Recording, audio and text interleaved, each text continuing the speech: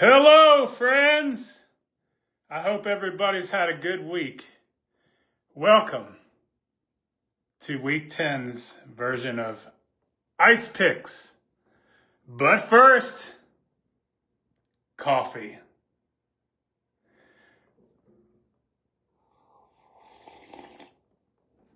So, for my Aydt Biden history, Aydt Biden coffee, if you're new to watching me, I do a 5-minute segment on history, 5 or less. Sometimes it's really hard if it's I try to pick a new topic every time related to history, so I can kind of get the interest of everybody around. But if it's a topic that I'm really knowledgeable about and I am passionate about, like World War II or the Crusades, I can go on and on, church history, that kind of stuff. But I'm trying to limit it to 5 minutes. So the topic that I'm going to do today is about the Emperor Charles II of Spain, or he was a king rather. And ultimately, because he couldn't have any heirs, this led to the War of Spanish Succession in the early 1700s. It was a crisis that was capped off by inbreeding. The Habsburgs were a famous European dynasty, a family of emperors whose main area of rule was what was known later as the Austro-Hungarian Empire. At the time that the final ruler, Maximilian of Baden, abdicated. But its last true ruler was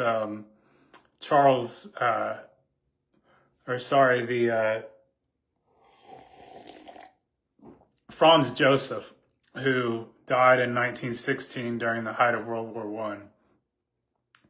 So yeah, the Habsburgs. So most European monarchs, even today, are severely inbred.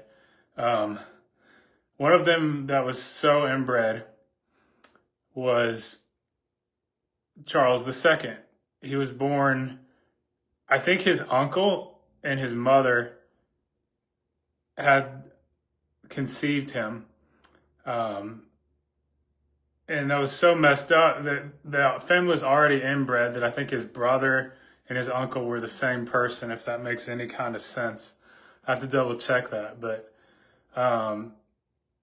he was so inbred that he developed what was called the Habsburg's jaw, where his jaw was like that. He couldn't even close his mouth. His chin, like the paintings you see of Charles II, if you Google him, Charles II, King of Spain, that picture doesn't do him justice because, of course, they wanted to make their king look as authentic as possible, but not make him look weak. He's not much to look at in any photos, but in real life, he truly would have been worse. He would have looked deformed. And so, realistically, he was mentally retarded. He could barely speak, and he could never close his mouth. He couldn't have any kids because his sexual organs didn't develop. And he could barely walk. He always hobbled around. And he couldn't, he was more of a figurehead than anything else. But because of that, he lived a short life. He died at age 40. And he had no heirs, obviously, even though he was married. And back then, those marriages were arranged.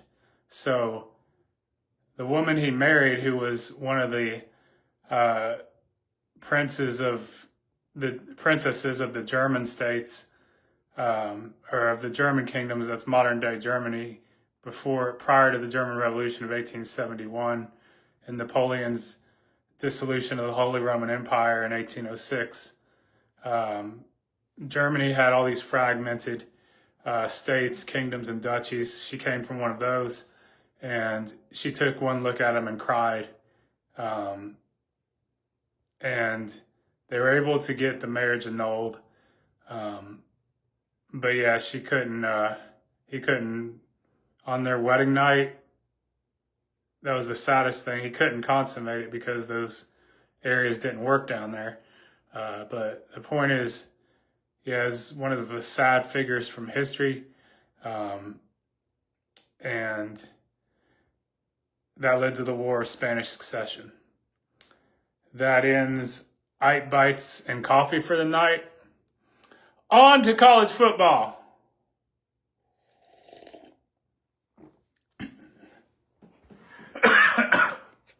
So, the world's largest outdoor cocktail party,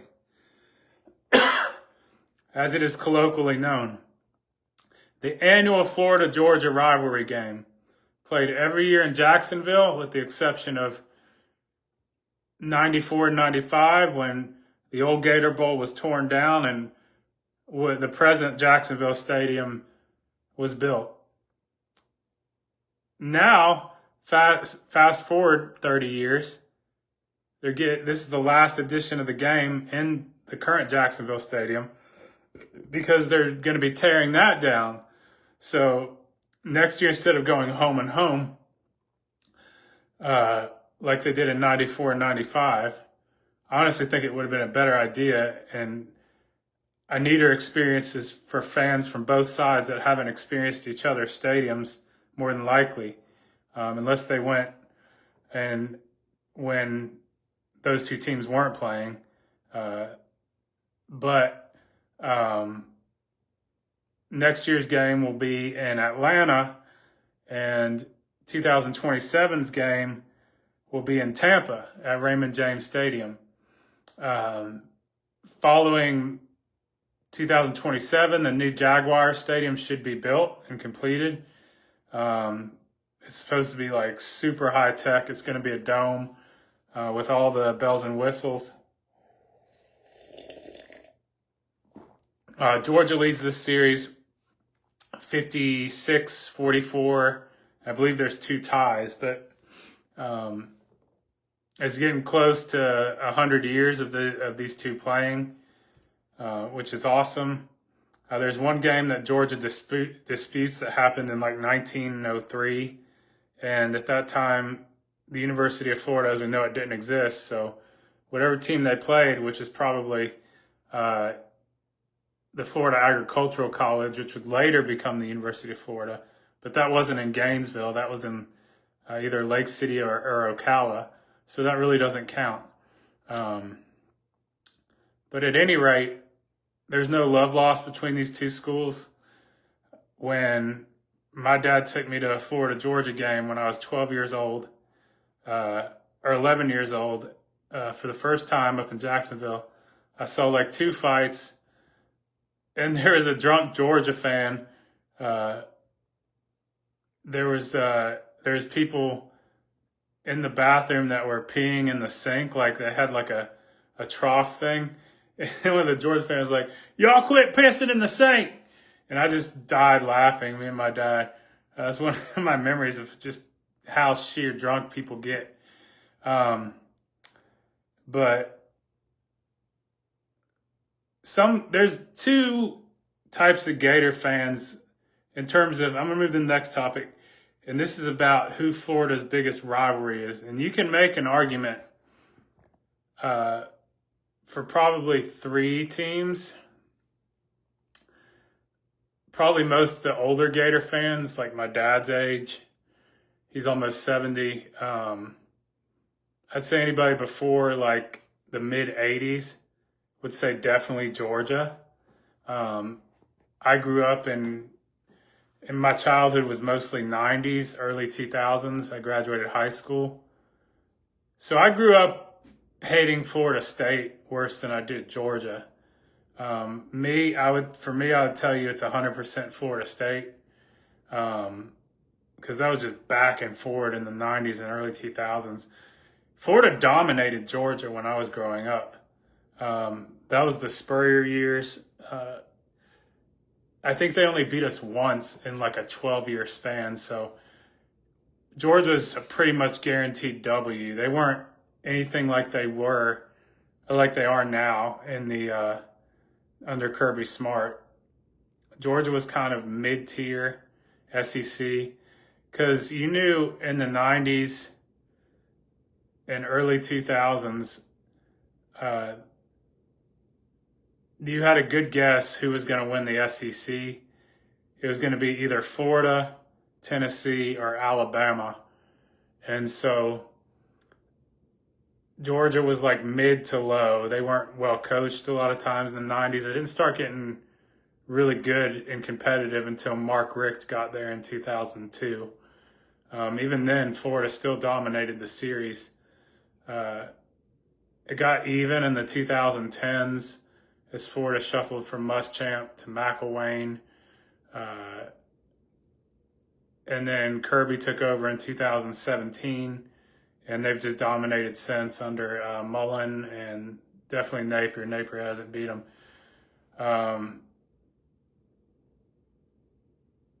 I'd say this was probably, in my lifetime, the most rivalry of it would have been in the 2010s because that was back and forward.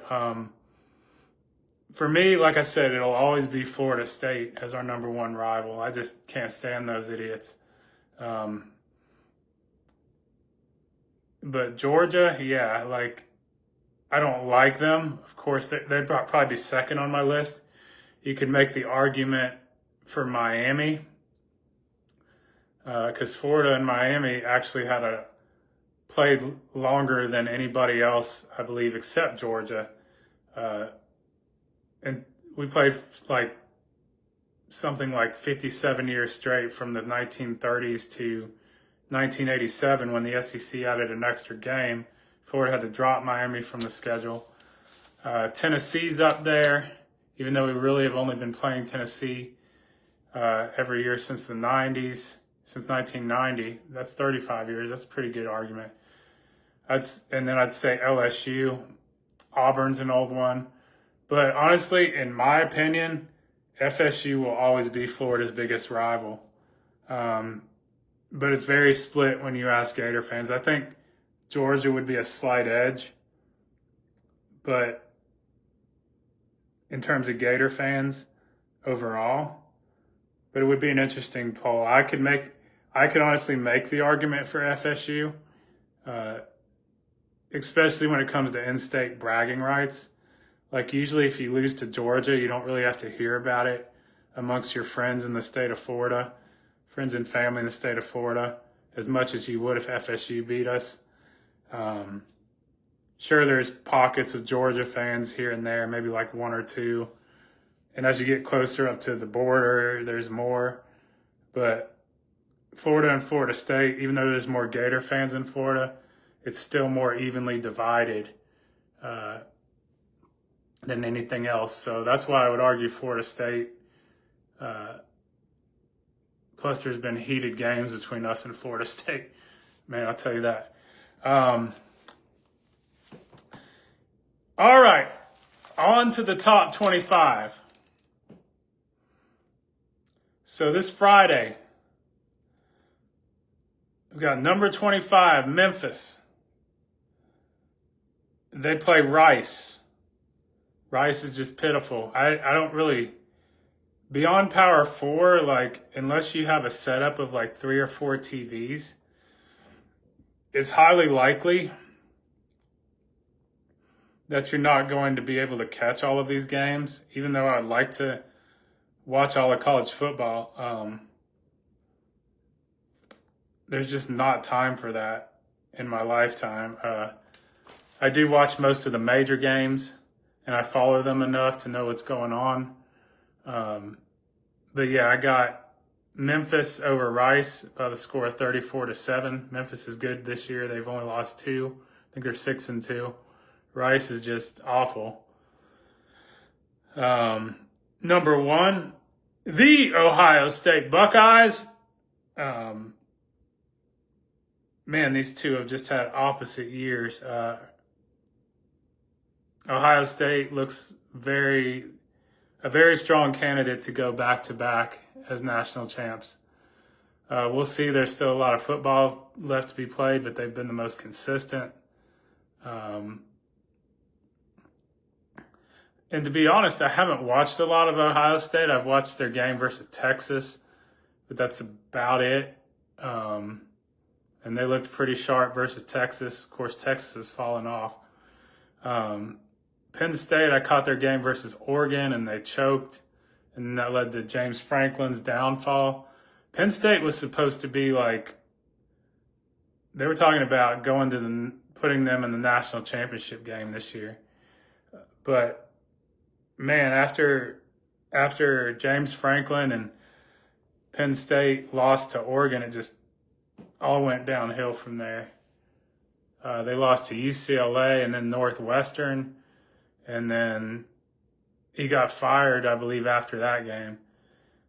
So, yeah, Penn State is now, they started off preseason number 2, and now they're 2-4. I think that team has quit, combined with the fact that Ohio State is playing lights out, and Penn State is just bad. I think Ohio State wins this game at home, no trouble, by a score of 44-10. Number 2, the Indiana Hoosiers. They go to Maryland. Maryland's not that good. Indiana is.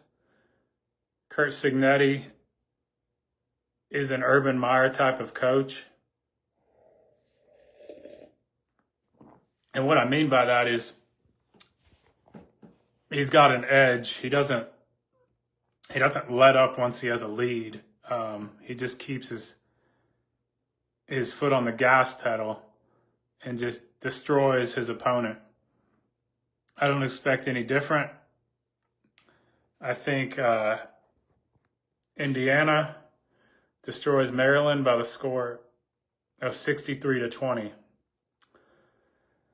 For my upset pick of the week, we go to Jacksonville.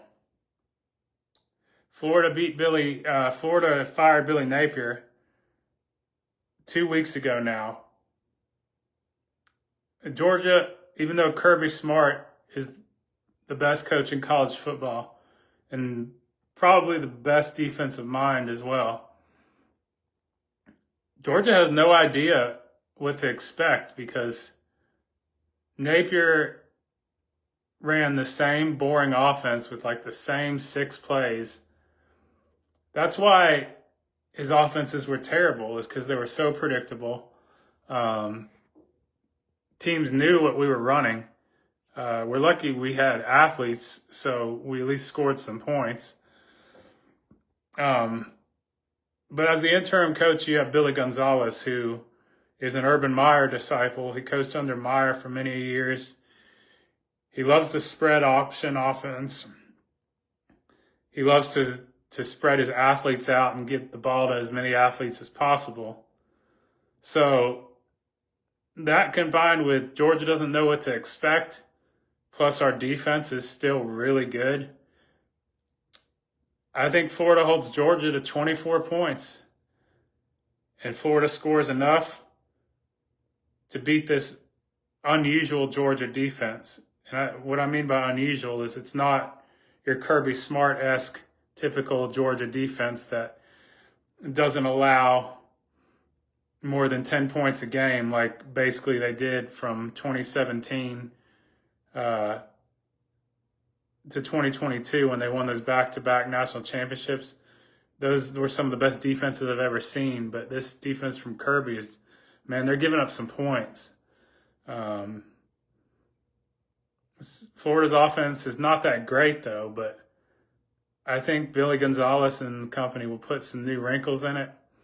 I think Florida beats Georgia by a score of 28-24 and gets their first win over the Dogs since 2020.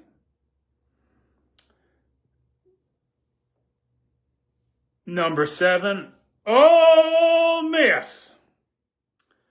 Playing South Carolina in the Grove.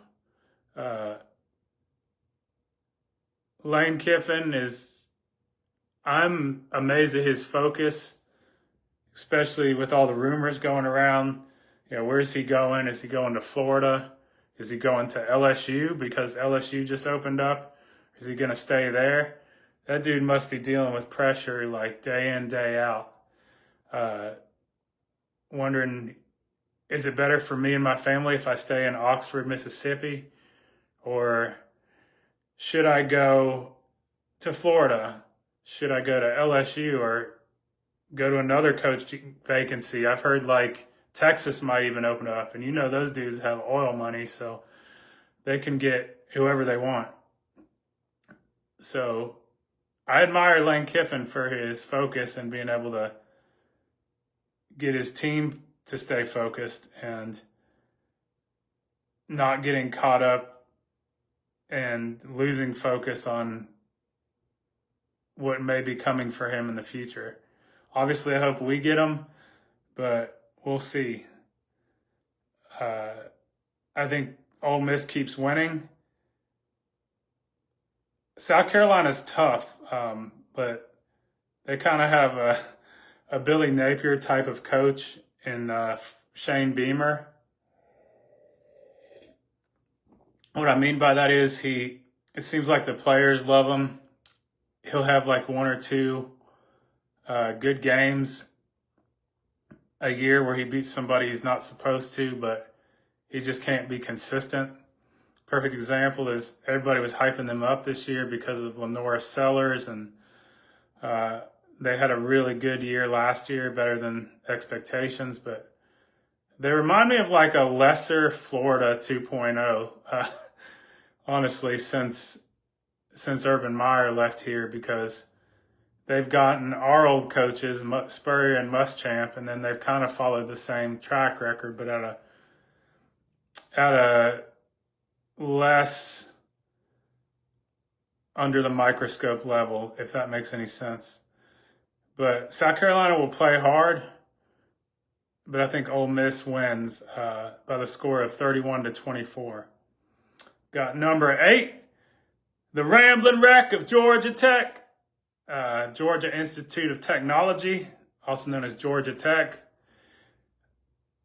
plays NC State. Georgia Tech might be my most impressive team this year. How they just keep rolling under Haynes King and Brent Key.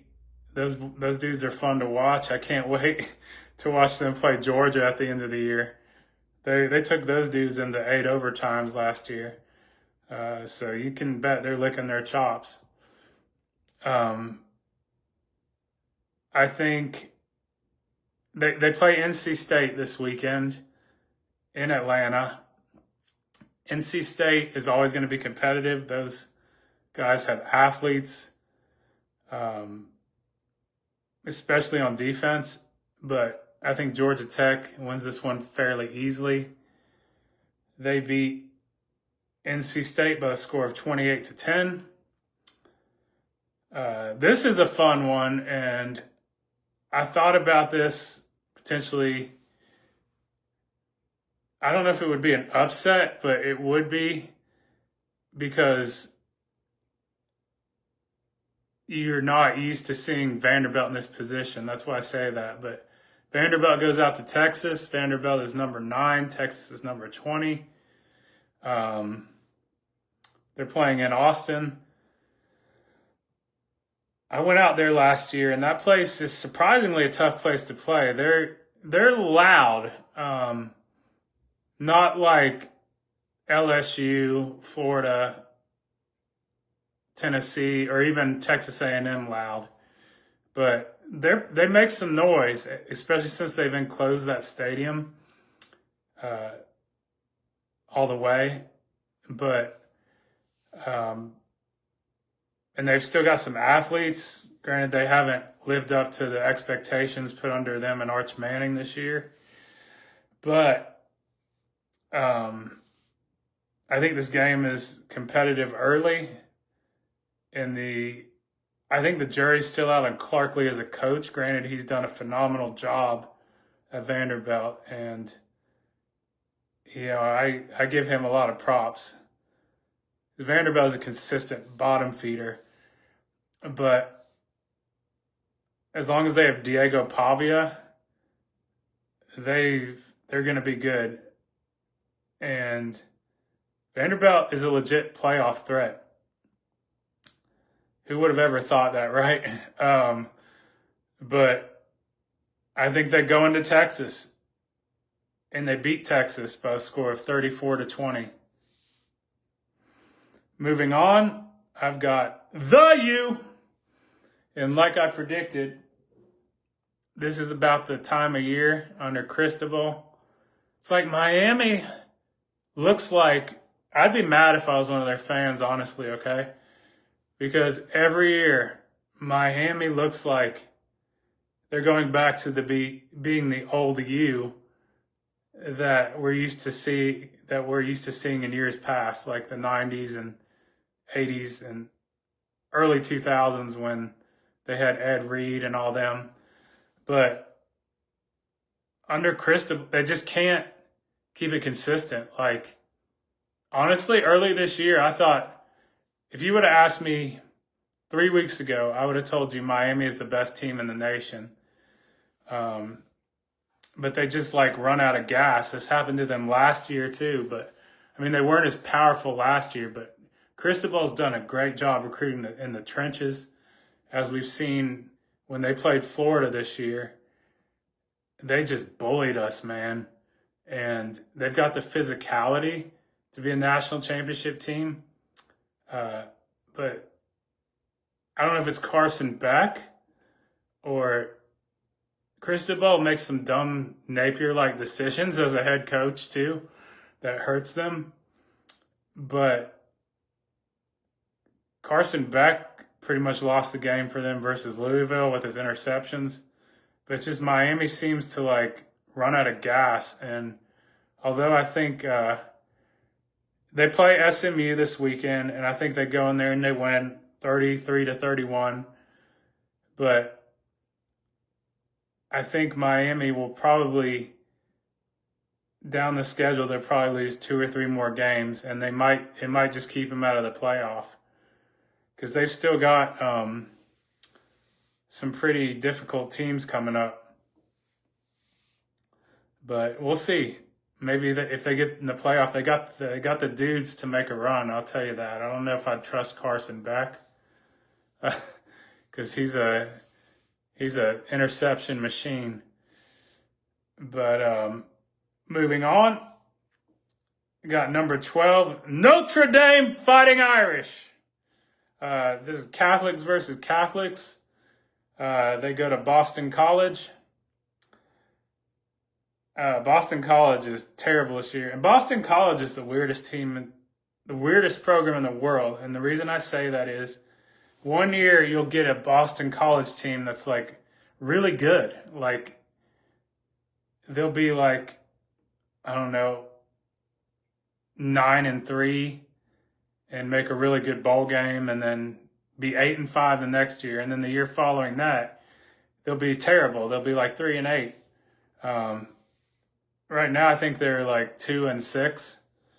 Notre Dame is 6-2, and they are just, despite their first 2 games when they lost to Miami and Texas A&M, who we now know are really good teams, Notre Dame's been a juggernaut since then. And Marcus Freeman, all credit to him. I would have favored him for the Florida job, honestly, next to Lane Kiffin. But he said no, straight up. He likes it at Notre Dame, and he's waiting for the Ohio State job to open up whenever Ryan Day leaves or goes to the NFL or whatnot. But at any rate, Notre Dame shouldn't struggle in this game. I think they beat Boston College by the score of 44-6. Number 13, Texas Tech goes into Manhattan, Kansas. Texas Tech is really good. I was reading up on their coach. Not only do they get the best athletes money can buy because of that oil money in West Texas, they've got like the biggest budget NIL I was reading. So watch out for Texas Tech in the next few years. But they got a coach that's like a Texas high school football legend leading them. And the record shows, I think they're 7-1. I know they've only lost one. I can't remember if it's 7 or 8-1. But Kansas State has underwhelmed expectations for them this year. I think they've only won like 2 or 3. And that quarterback for Kansas State, he's really good too, so that's a shame. But at any rate, Texas Tech won't really struggle in this. I think they beat Kansas State handily by a score of 30-14. The next game is very interesting. Tennessee versus Oklahoma. Tennessee's number 14. Oklahoma's number 18. Tennessee went into Norman last year and just straight pummeled Oklahoma. Oklahoma was better this year. Again, they've lost 2 straight to Texas and then last week to Ole Miss. I think they were overhyped at the beginning of the year. I said they were overrated. And I think that Tennessee will prove me right by beating Oklahoma. This will be Oklahoma's 3rd straight loss. I think it'll be a close game, but Tennessee is learning how to win close games, with the exception of Georgia this year, which when they missed a gimme field goal to send it into overtime. But Tennessee's learning how to win these close games under Heupel. I think number 14, Tennessee, beats Oklahoma. I'm going to say it goes into like triple overtime. And Oklahoma misses an extra point or a 2-point conversion. Something of that nature. But I have Tennessee winning by 35-34. I got number 15, Virginia Cavaliers. Again, this is the ACC conference in modern college football where geographic location in relation to conference name makes 0 sense. I don't understand how teams from California are in the Atlantic Coast Conference when their state borders the Pacific Ocean. But I don't know. I'm just a regular guy, so those are people that have a lot of money and influence that make those decisions. So who am I to question it? Whatever. But yeah, Virginia goes out to California in this ACC matchup, and they play Cal Berkeley. I think Virginia, they've only lost 1 this year, and they're doing really well. I think they beat Cal by a score of 45-24. Number 16, Louisville. It's another guy that I wanted Florida to take a look at. If we can't get Kiffin, is Jeff Brom. He's done a great job this year. He beat Miami the other week. They go into Blacksburg, Virginia, which traditionally Virginia Tech is a tough place to play. They've fallen off the past few years. So I don't know how well that translates to losing their home field advantage. From what I hear, that's still a really loud place, especially when they get going from Inner Sandman. I've never been there. I'd like to go there someday to watch a game. But I think Louisville beats Virginia Tech handily at home by the score of 41-17.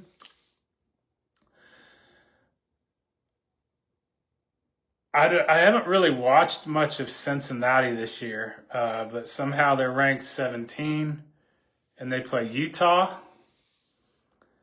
in this Big 12 matchup.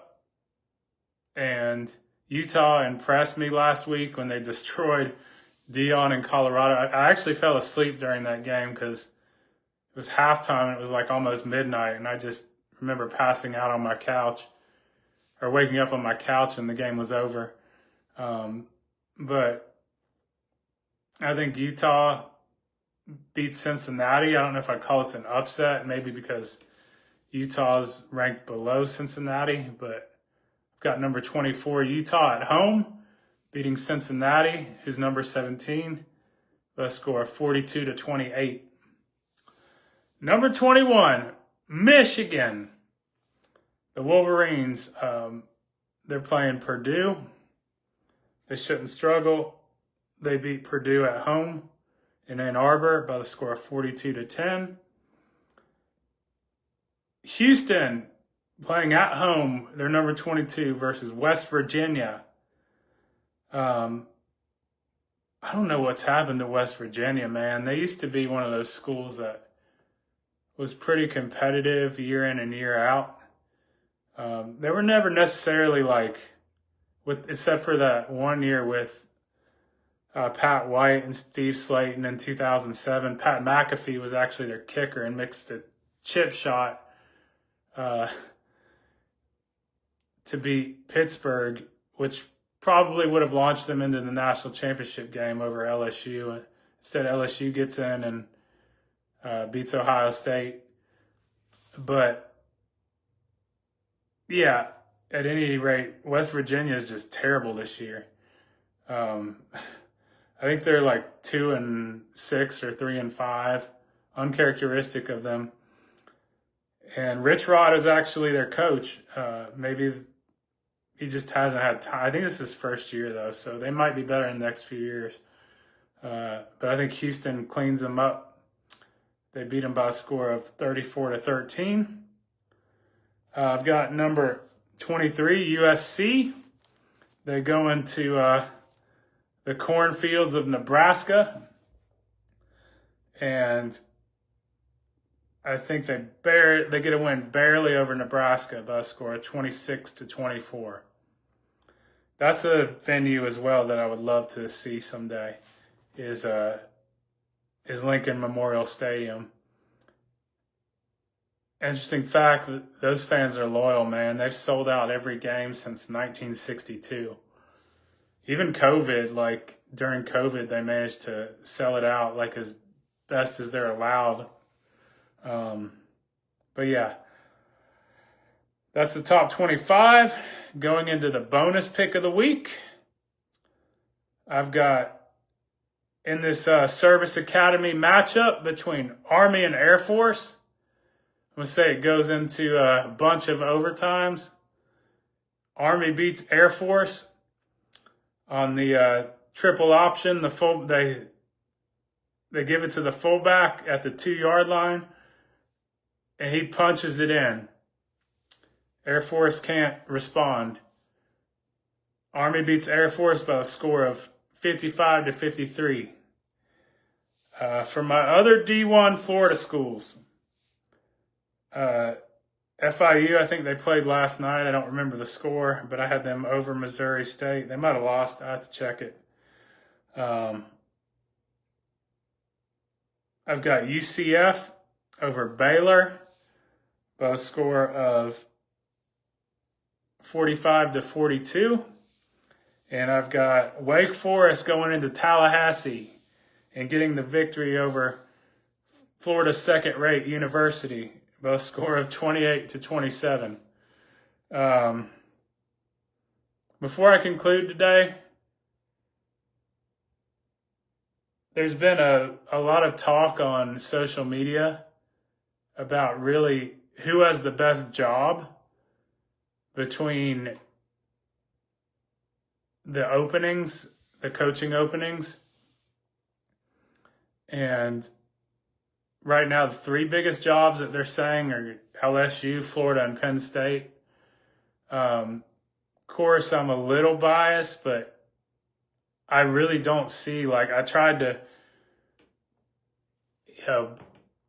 imagine myself on the outside looking in. And I truly don't see. I mean, yeah, the only thing that people have right about maybe LSU being a better job is you don't have to compete for in-state talent in Louisiana like you do Florida. All of the top recruits from Louisiana should go to LSU. Granted, that doesn't always happen, but more than likely it will. Whereas in the state of Florida, you're competing with the U and Florida second-rate university. So, uh, but even with that argument, like Florida out-recruited both of them last year, and Miami, out of the big three, has had the best success in the last few years. Um, Outside of Florida State's 13-0 run last year and this year, they've proven to be the best. Um, but if you get the right guy in there, like an Urban Meyer type of recruiter, recruiting won't be an option, and we'll continue the Lakeland pipeline, the one that we had in Jacksonville, Tampa area. Miami's hit or miss because a lot of that area is up for grabs usually.